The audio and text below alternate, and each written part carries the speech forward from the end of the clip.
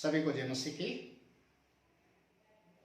आज हम लोग परमेश्वर के वचन से प्रभु यीशु मसीह जो कालवरी क्रूस के ऊपर जिस समय चढ़े हुए थे और प्रभु यीशु मसीह ने 7 वचन जो क्रूस के ऊपर कहे हैं, आज उनके ऊपर हम बातचीत करेंगे। परमेश्वर के वचन के द्वारा प्रकाश डालेंगे। जैसा कि हम देखते हैं कि प्रभु यीशु मसीह जिस समय क्रूस के ऊपर थे, बड़ा एक दुखदाई एक समय था। प्रभु यीशु मसीह क्यों कालवरी क्रूस के ऊपर चढ़े, प्रभु यीशु मसीह क्यों इस दुनिया में आए, किसके लिए आए, और प्रभु यीशु मसीह ने इस दुनिया के अंदर जब जन्म लिया, एक कुंवारी के द्वारा लिया और उसे दुनिया में कहीं जगह नहीं मिली, तो गौशाले के अंदर जाकर प्रभु यीशु मसीह को जन्म का एक स्थान मिला। ये बहुत सारी बातें हैं जो अपने आप में एक बहुत बड़ी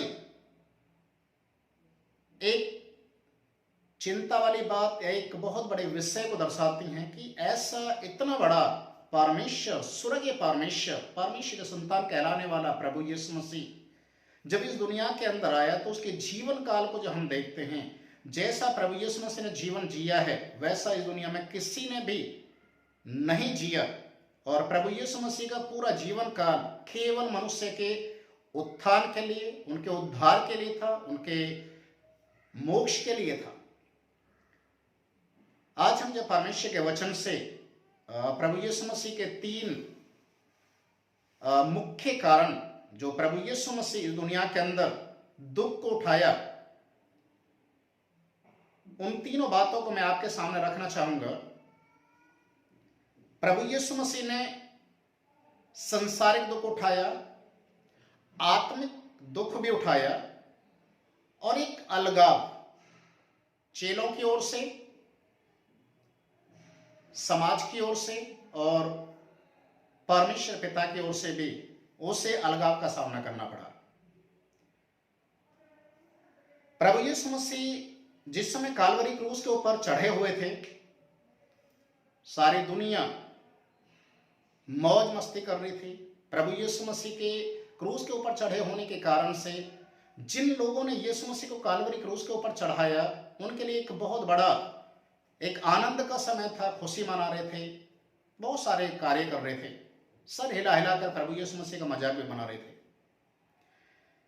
प्रभु यीशु मसीह ने सबसे पहला प्रभु यीशु मसीह के 7 वचन जो कालवरी क्रूस के ऊपर प्रभु यीशु मसीह ने कहे हैं, आज मैं उनको आपके समक्ष रखना चाहता हूं ताकि आप प्रभु यीशु मसीह के उन 7 कलमों को जो कालवरी क्रूस के ऊपर यीशु मसीह ने अपने मुख के द्वारा कहे हैं, उनके ऊपर हम बातचीत करेंगे ताकि आप उन बातों को जानें, सीखें, समझें कि प्रभु यीशु मसीह आपके लिए कौन था, क्या आपके लिए किया और आज आपको क्या करने की जरूरत है। सबसे पहला जो वचन कालवरी क्रूस के ऊपर प्रभु यीशु मसीह ने बोला वो है लूका रचित सुसमाचार उसका 23 अध्याय 34 पद। याद रखिए, सबसे पहला कलाम जो प्रभु यीशु मसीह ने, कलमा जो सबसे पहला यीशु मसीह ने कालवरी क्रूस के ऊपर कहा है, लूका 23:34 पद, हे पिता इन्हें क्षमा कर क्योंकि ये नहीं जानते ये क्या कर रहे हैं।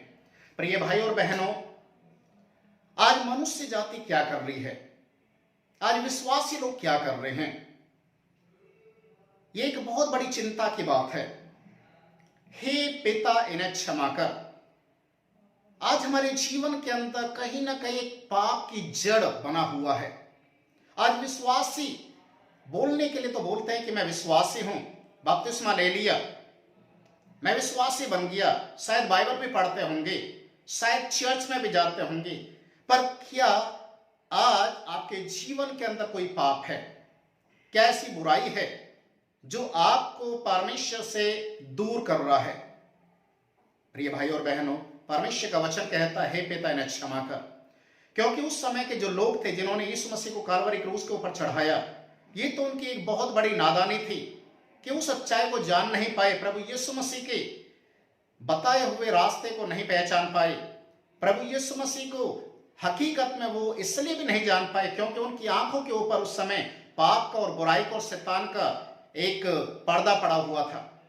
पर आप लोग तो विश्वासी हैं, आप लोग तो प्रभु यीशु मसीह को मानते हैं, फिर भी क्या आज आप पाप करते हुए जा रहे हैं? आज विश्वासी लोग नशा करते हैं, विश्वासी लोग तंबाकू खाते हैं, विश्वासी लोग दारू पीते हैं, विश्वासी लोग व्यभिचार करते हैं। विश्वासी लोग होने के नाते आज प्रभु यीशु मसीह को छोड़कर आज भी अपने घरों के सामने नींबू और हरी मिर्च टाक के रखते हैं।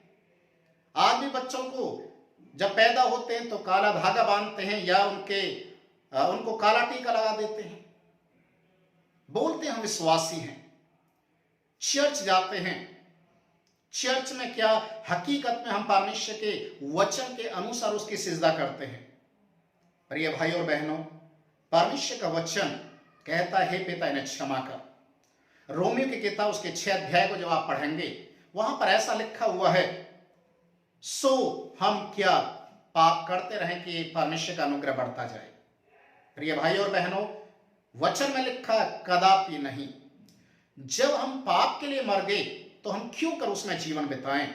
और आज बहुत सारे विश्वासी लोग पाप में जीवन को जी रहे हैं, चोरी छिपे जीवन को जी रहे हैं, परमेश्वर से छिपने के लिए कोशिश करते हैं। पर प्रिय भाई और बहनों, जब परमेश्वर की नजरों से आदम भी छिप नहीं पाया, दाऊद जैसा जन भी नहीं छिप पाया, तो आप कौन होते हैं जो परमेश्वर से छिपकर आप पाप करते हैं? प्रिय भाई और बहनों, आज प्रभु यीशु मसीह का वचन आपके लिए है, हे पिता इन्हें क्षमा कर, इन विश्वासियों को क्षमा कर, इन क्रिश्चियन लोगों को क्षमा कर, क्योंकि आज भी इन्होंने प्रभु के वचन के अनुसार जीवन जीना नहीं शुरू किया है। आज दिखावटी जीवन को जी रहे हैं। प्रिय भाई और बहनों, परमेश्वर का वचन कहता है, हे पिता इन्हें क्षमा कर। दूसरा कलाम प्रभु यीशु मसीह ने कालवरी क्रूस के ऊपर लूका रचित सुसमाचार उसके 23 अध्याय के 43 पद में इस प्रकार से लिखा है। लूका उसका 43 पद, मैं तुझसे सच कहता हूं, तू आज ही मेरे साथ स्वर्गलोक में होगा। मैं तुझसे सच कहता हूं, तू आज ही मेरे साथ स्वर्गलोक में होगा। प्रिय भाई और बहनों, आज इस दुनिया के अंदर बहुत सारे लोग अंधविश्वास में पड़े हुए हैं। लोगों का ऐसा मानना है, आप इसको मानिए, इसको मानिए, कुछ भी कीजिए, जाना तो एक ही जगह है, परमात्मा तो एक ही है, परमेश्वर तो एक ही है, चाहे किसी को भी मानना शुरू कीजिए। प्रिय भाई और बहनों, कभी भी नहीं हो सकता। आप एक कोल्ड ड्रिंक पी रहे हैं और आप एक नशा की बोतल पी रहे हैं, तो दोनों एक नहीं हो सकता। आप किसी भी ट्रेन के अंदर चढ़ने से आप अपने गांव में या अपने शहर में नहीं जा सकते। प्रिय भाई और बहनों, आपको चुनाव करना पड़ेगा कि आप किस ट्रेन में बैठ रहे हैं, क्या वो ट्रेन वहां तक जा रही है जहां आप जाने वाले हैं।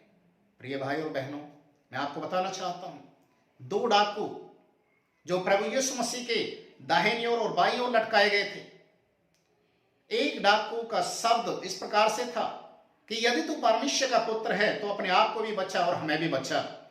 जैसे वहां पर बहुत सारे लोग यीशु मसीह का मजाक बना रहे थे, ठट्टा बना रहे थे, सर हिला हिला कर बोल रहे थे, यदि तू परमेश्वर का पुत्र है तो क्रूस के ऊपर से नीचे उतर कर आ और हम देखना चाहते हैं कि तू परमेश्वर का पुत्र है। प्रिय भाई और बहनों, बहुत सारे लोगों ने प्रभु यीशु मसीह का मजाक बनाया और आज उन 2 डाकुओं में से एक डाकू ने अपने मन को फिराया और उसने इस प्रकार से कहा दूसरे डाकू को डांटते हुए कि जो सजा हम पा रहे हैं, जो गुनाह हमने किए हैं, वही सजा प्रभु यीशु मसीह पा रहे, जबकि उन्होंने कोई गुनाह नहीं किया, उन्होंने कोई पाप नहीं किया। प्रिय भाई और बहनों, एक डाकू ने मन फिराया, एक डाकू ने मन फिराया और उसने कहा, हे प्रभु, जब तू स्वर्ग राज्य में जाए तो मेरी भी सुधि लेना। प्रभु यीशु मसीह ने कहा, आज ही तू मेरे साथ स्वर्गलोक में होगा। अजीजो, स्वर्ग का रास्ता केवल यीशु मसीह है। प्रभु यीशु मसीह ने कहा, यूहन्ना रचित सुसमाचार उसके 10 अध्याय के 9वें पद में इस प्रकार से लिखा है, द्वार मैं हूं, द्वार मैं हूं, मेरे बिना कोई भी स्वर्ग में पिता के पास नहीं पहुंच सकता। यूहन्ना रचित सुसमाचार 14 अध्याय के 6 पद में लिखा है, मार्ग सत्य और जीवन मैं हूं। अजीजों, स्वर्ग तक अगर आपको जाना है तो आपको प्रभु यीशु मसीह को स्वीकार करना पड़ेगा, पाप का अंगीकार करना पड़ेगा। केवल बपतिस्मा लेने से आप स्वर्ग में नहीं जाएंगे, बाइबल पकड़कर चलने से आप स्वर्ग में नहीं जाएंगे, बड़ा सा क्रॉस गले में लटकाने से आप स्वर्ग में नहीं जाएंगे। स्वर्ग में जाने के लिए मन फिराना जरूरी है। जैसा इस डाकू ने फिराया, अपनी गलती के लिए अंगीकार किया, प्रभु यीशु मसीह के ऊपर विश्वास किया कि यही परमेश्वर का पुत्र है, यही सच्चा मसीहा है, वैसा ही आज आपको करना पड़ेगा। तब प्रभु आपके लिए भी कहेगा कि तू मेरे साथ स्वर्ग लोक में होगा। क्योंकि आज प्रभु यीशु मसीह स्वर्ग में जगह तैयार करने के लिए गया है, घर बनाने के लिए गया है। वो अपने लिए नहीं, आपके और मेरे लिए जगह तैयार करने के लिए गया है। प्रिय भाई और बहनों, मन फिराना है ताकि हम परमेश्वर के राज्य में, स्वर्ग लोक में इस डाकू की तरह हम भी जा सके। और प्रभु का वचन हमारे लिए भी यही कहे कि आज तू मेरे साथ स्वर्ग लोक में होगा। तीसरी वाणी प्रभु यीशु मसीह ने यूहन्ना रचित सुसमाचार 23 अध्याय उसके 26 पद में कहा, हे नारी देख ये तेरा पुत्र है। एक ऐसी जिम्मेदारी प्रभु यीशु मसीह ने अपने उस चेले को दिया जिससे वो बहुत प्रेम करता था। हे नारी देख ये तेरा पुत्र है। प्रभु यीशु मसीह मरियम का पुत्र होने के नाते मरियम के द्वारा इस दुनिया में आया, पर प्रभु यीशु मसीह भी इस बात को जानते थे और मरियम भी इस बात को जानते थे कि मेरा केवल मकसद, मेरा जो इस्तेमाल किया गया वो सिर्फ इतना ही था कि प्रभु यीशु मसीह मेरे माध्यम के द्वारा इस स्वर्ग से इस दुनिया में आ जाए। वो उसकी माता नहीं थी, एक जरिया था प्रभु यीशु मसीह को इस दुनिया के अंदर लेकर आने के लिए। और इसीलिए प्रभु यीशु मसीह जब काल्वरी क्रूस के ऊपर था, मरियम रो रही थी, विलाप कर रही थी जैसे आम लोग कर रहे थे। और प्रभु यीशु मसीह ने एक बात को कहा, जो बहुत सारे यरूशलेम की बहनें प्रभु यीशु मसीह को क्रूस उठाते हुए देख नहीं पा रही थी, रो रही थी। मरियम भी उसमें थी, मगदलीनी भी उसमें थी, सालोमी भी उसमें थी, रो रहे हैं, विलाप कर रहे हैं। प्रभु यीशु मसीह ने एक शब्द को कहा, हे नारियों, हे महिलाओं, हे बहनों, मेरे लिए नहीं बल्कि अपने बच्चों के लिए रोना। प्रिय भाई और बहनों, आज प्रभु यीशु मसीह एक जिम्मेदारी को दर्शाता है। हे बहनों, हे महिलाओं, मेरे लिए नहीं अपने बच्चों के लिए रोना, क्योंकि एक ऐसा समय आने वाला है बच्चे माता पिता के हाथों से निकल जाएंगे। वो उनकी आंखों के सामने एक दुख, एक समस्याओं का अंबार लाकर खड़ा कर देंगे। उनके जीवन के अंदर बुराई और नशा बढ़ जाएगा। बच्चे अनाज्ञाकारी हो जाएंगे, माता पिता का आज्ञा नहीं मानेंगे, बुरा भला बोलने वाले बन जाएंगे। इसलिए प्रभु का वचन कहता है, मेरे लिए नहीं अपने बच्चों के लिए रोना। और प्रभु यीशु मसीह ने मरियम को इस बात को चेता दिया, समझा दिया कि मेरी जो जिम्मेदारी अब तक थी कि मैं अपने पिता की इच्छा के अनुसार इस दुनिया में आया, अब मुझे अपने पिता की इच्छा को पूरा करना है। अब एक जिम्मेदारी को अपने चेले को दे रहा है जिससे वो प्रेम करता था। आज से ये तेरा पुत्र है। एक संबंध, एक रिश्ता प्रभु यीशु मसीह ने यहां पर दिखाया है कि आज हम लोग, प्रभु के लोग, अगर कोई भी है, किसी भी जाति, किसी भी धर्म से व्यक्ति है जो हमारे साथ जुड़ता है, संगति में जुड़ता है, तो हमें उसके साथ भेदभाव नहीं करना है। उसके साथ कोई भी ऊंच नीच वाला शब्द इस्तेमाल नहीं करना है।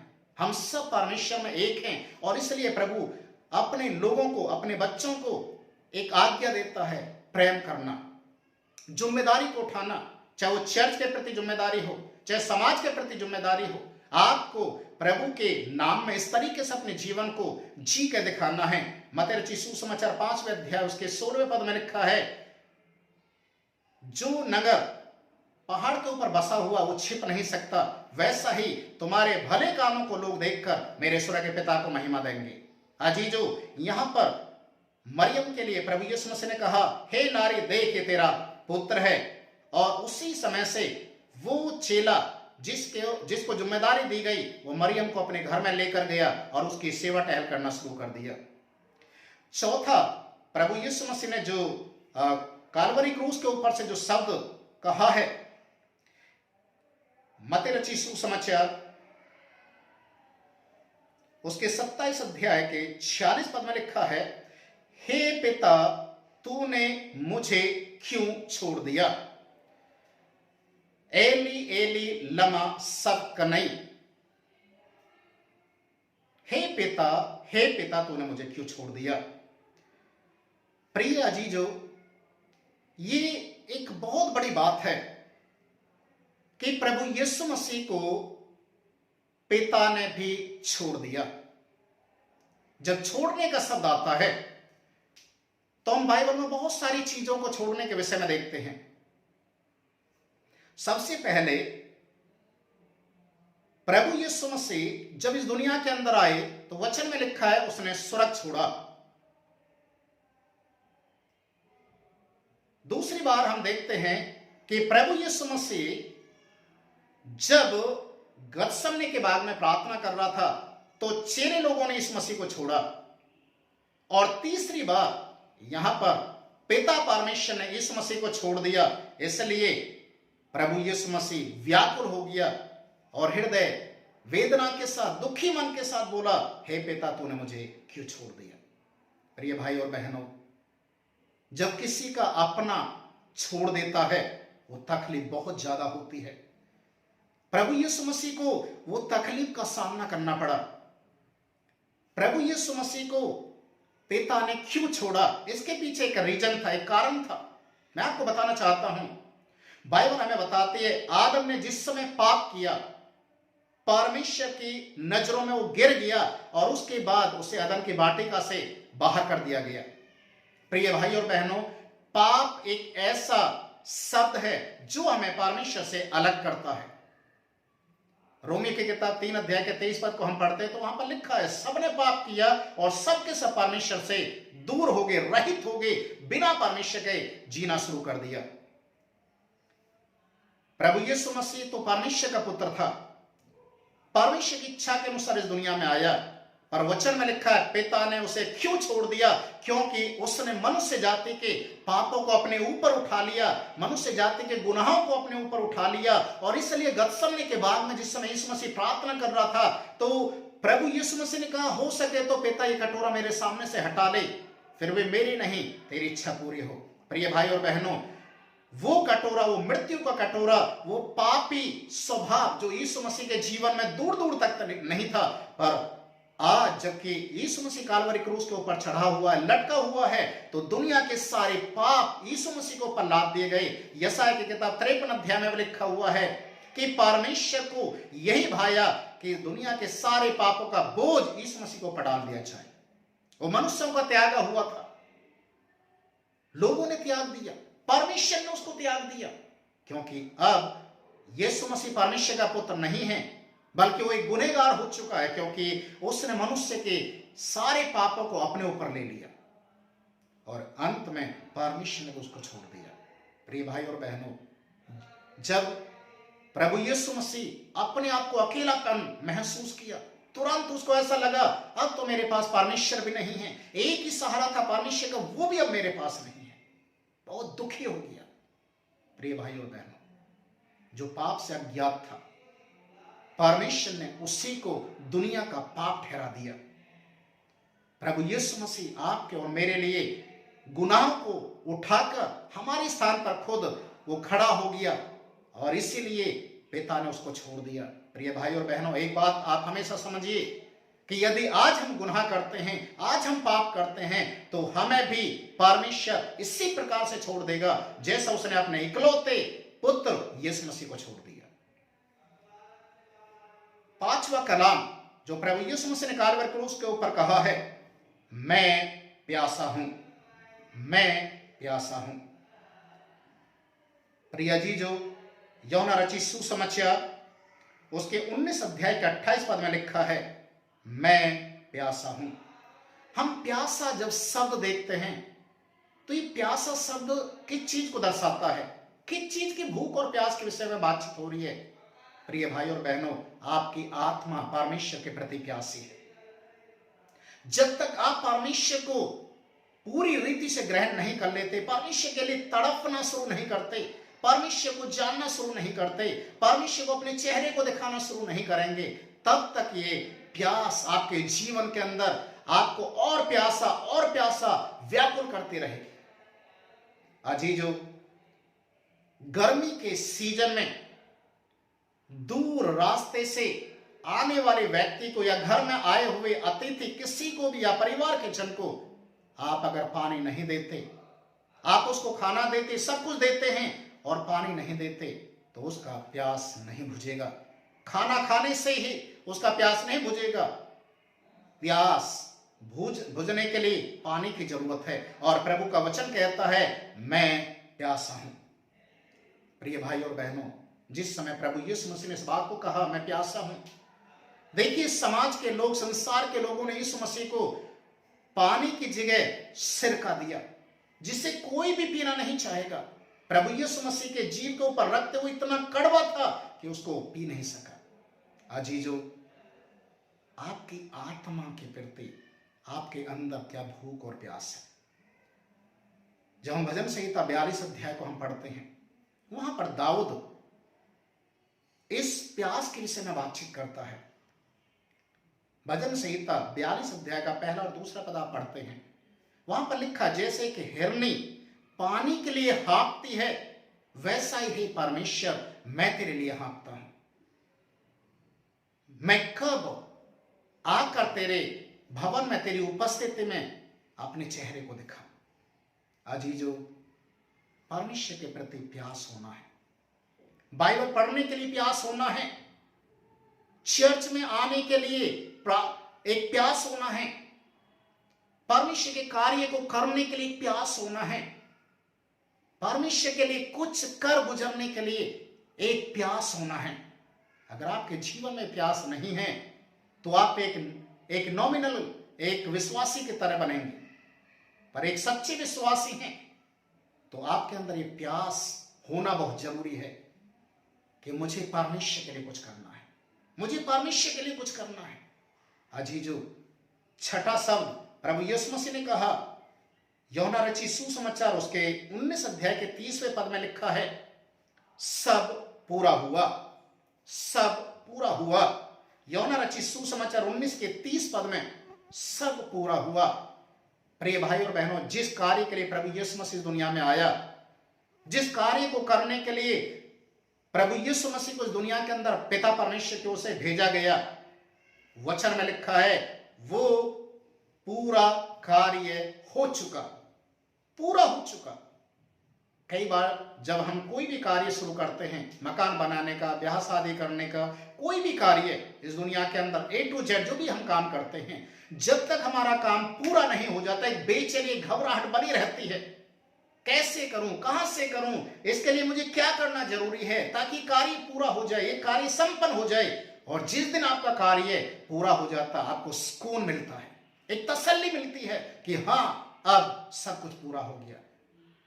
बच्चों की शादी में हम कई बार देखते हैं, विशेषकर लड़की वाले, जब तक शादी हो नहीं जाते, जब तक बेटी विदा होकर अपने ससुराल नहीं चली जाती, तब तक वो इतनी घबराहट में रहते, बेचैनी में रहते हैं।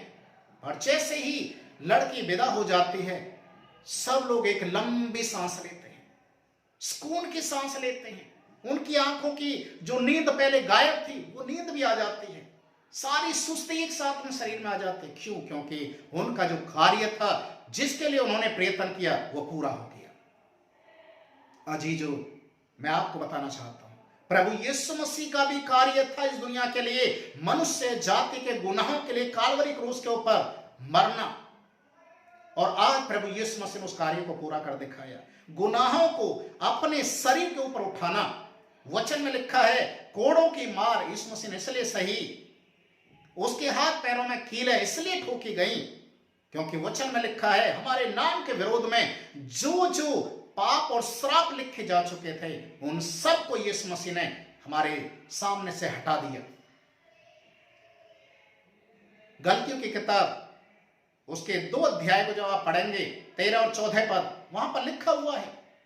कुलुस्यों की किताब 3 अध्याय उसके 13-14 पद में ये सारी बातें लिखी हुई हैं कि प्रभु यीशु मसीह ने हमारे नाम के विरोध में जितनी भी शक्तियां थी, जो हस्तरेखा को दिखाते हैं, भविष्य को दिखाते हैं, जो माथे की लकीरों को दिखाकर लोगों से पूछते हैं मेरे भविष्य में क्या होने वाला है, उन सबको यीशु मसीह ने मिटा दिया।